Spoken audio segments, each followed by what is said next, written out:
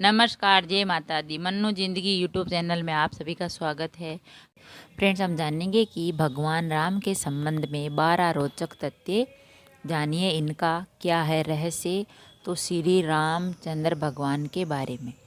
राम यह शब्द देखने में जितना सुंदर है उसमें कहीं महत्वपूर्ण है इसका उच्चारण करना।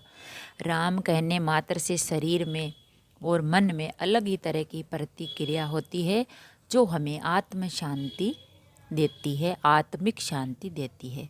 तो 4 आधार स्तंभों में से एक है प्रभु श्री राम। भगवान श्री राम ने एक आदर्श चरित्र प्रस्तुत कर समाज को एक सूत्र में बांधा था। तो भारत की आत्मा है प्रभु श्री राम। तो उनके बारे में हम आपको 12 रोचक तथ्य बताते हैं। पहला है राम का जन्म। भगवान राम एक ऐतिहासिक महापुरुष थे और इसके पर्याप्त प्रमाण है। भगवान राम का जन्म है वो 5114 ईस्वी में पूर्व में हुआ था। चैत्र मास की नवमी को राम नवमी के रूप में मनाते हैं।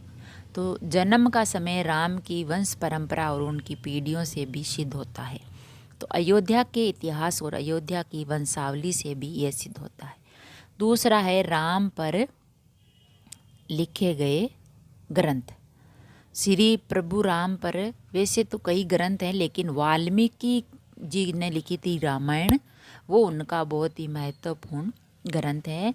वो यह ग्रंथ है वो संस्कृत में लिखा गया और फिर तमिल भाषा में कंबन रामायण, असम में असमी रामायण और जो भी भाषाएं थी उनमें इनका अनुवाद हुआ।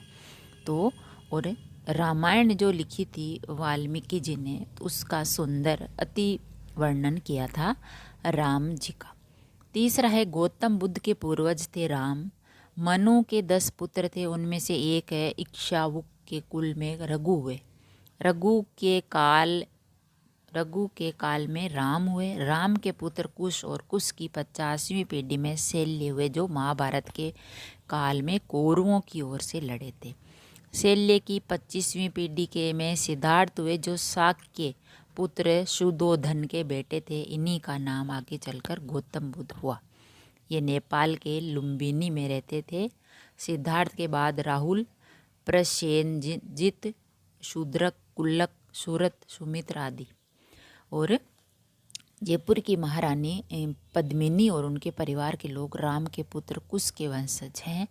महारानी पद्मिनी ने एक अंग्रेजी चैनल को दिए हुए कहा था कि उनके पति भवानी सिंह कुश के 309वें वंशज थे। फिर है वनवासी और आदिवासियों के पूजनीय हैं प्रभु श्री राम। भगवान राम को 14 वर्ष को वनवास हुआ था। उनमें से 12 वर्ष उन्होंने जंगल में रहकर ही काटे। 12वें वर्ष की समाप्ति के बाद सीता का हरण हो गया। तो बाद में 2 वर्ष उन्होंने सीता को ढूंढने, वानर सेना का गठन करने और रावण से युद्ध करने में गुजारा। तो 14 वर्ष के दौरान उन्होंने बहुत ही महत्वपूर्ण कार्य किए, जिसके चलते आज भी हमारे देश और देश के बाहर राम संस्कृति और धर्म को देखा जाता है और गुणगान होता है। प्रभु श्री राम ने वन में बहुत ही सादगीता तपस्वी का जीवन जिया था। जहाँ भी जाते 3 लोगों के रहने के लिए एक झोंपड़ी बनाते, वही भूमि पर सोते, रोज कंदमूल लाकर खाते और प्रतिदिन साधना भी करते। उनके तन पर खुद के ही बनाए हुए वस्त्र होते थे। धनुष और बाण से वे जंगलों में राक्षसों, हिंसक पशुओं से हम अपनी रक्षा करते थे। इसी दौरान उन्होंने देश के सभी संतों के आश्रमों को भी, लोगों को भी आतंक से बचाया। सभी ऋषि मुनियों को भी श्री राम ने ही बचाया था और कर्म और वेदों की भी शिक्षा ली। वन में रहकर उन्होंने वनवासी और आदिवासियों को धनुष और बाण बनाना सिखाया, तन पर कपड़े पहनना सिखाया। गुफाओं का उपयोग रहने के लिए कैसे करें ये भी श्री राम जी ने ही बताया, और धर्म के मार्ग पर चलकर अपने रीति रिवाज कैसे संपन्न करें ये भी बताया। उन्होंने आदिवासियों के बीच परिवार की धारणा का भी विकास किया और एक दूसरे का सम्मान करना भी सिखाया।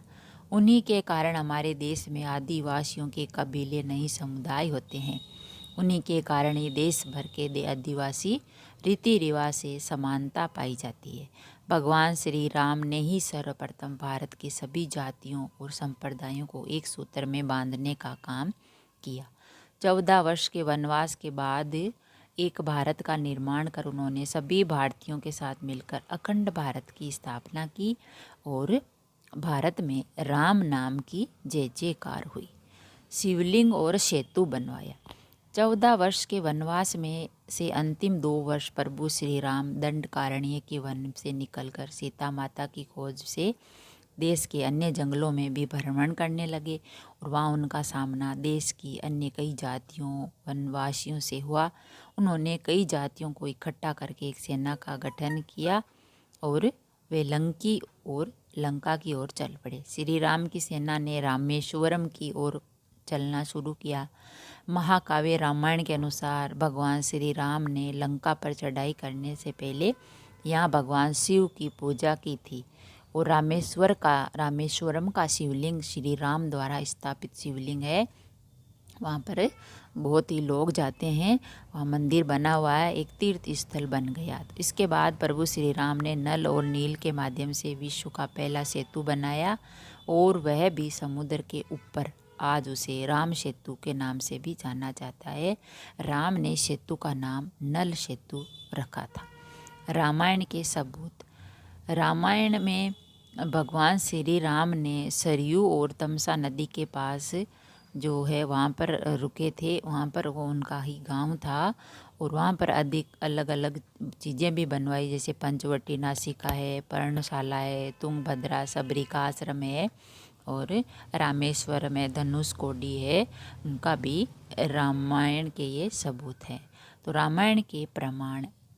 वाल्मीकि ने रामायण की संरचना श्री राम के राज्याभिषेक के बाद से शुरू की थी और फिर उन्होंने आसपास के लिख दिया और परिणाम मिलने जैसे ही रामायण की कहानी को उन्होंने संदर्भ बनाया और उनका जो है उन्होंने रचना की।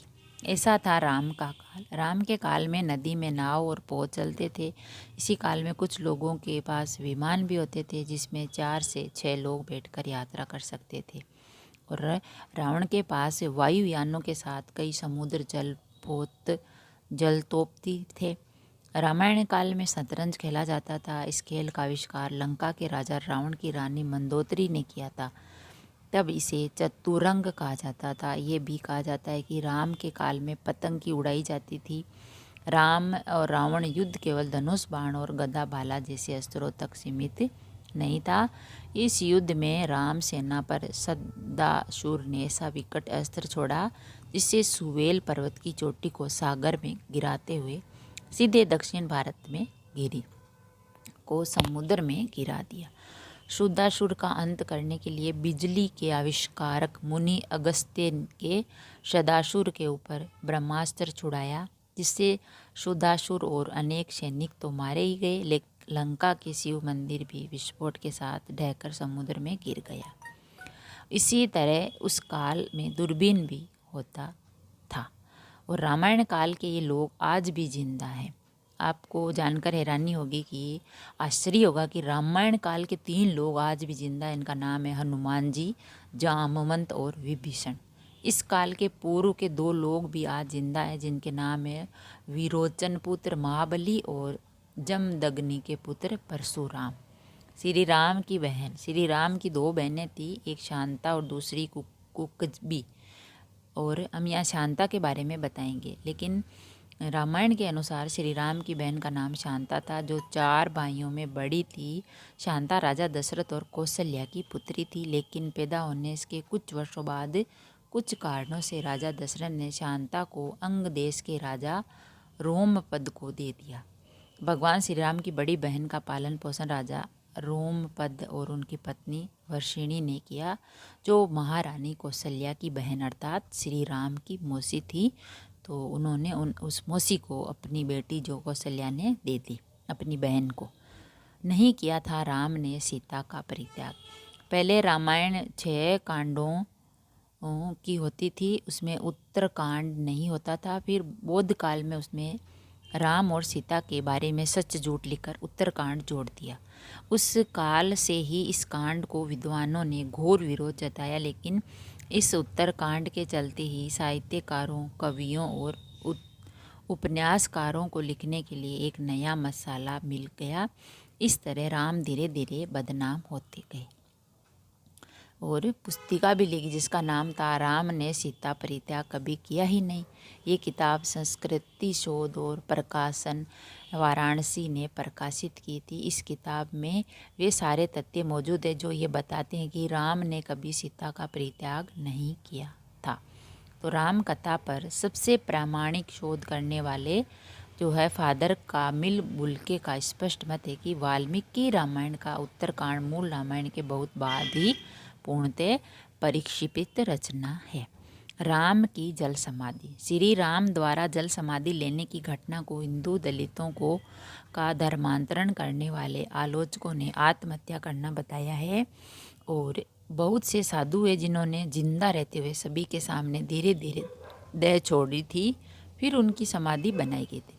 तो भगवान श्री राम ने सरयू नदी में जल समाधि ले ली थी। आश्विन पूर्णिमा के दिन मर्यादा पुरुषोत्तम राम ने अयोध्या से सटे फैजाबाद शहर में के सरयू किनारे जल समाधि लेकर महाप्रयाण किया। श्री राम ने सभी की उपलब्धियों में ब्रह्म मुहूर्त में सरयू नदी की ओर प्रयाण किया। उनके पीछे थे उनके परिवार के सदस्य भरत, शत्रुघ्न, उर्मिला, मांडवी और श्रुतकीर्ति। ओम का उच्चारण करते हुए वे सरयू के जल में एक एक पग आगे बढ़ते गए और जल उनके हृदय और अधरों को छूता हुआ सिर के ऊपर चढ़ गया।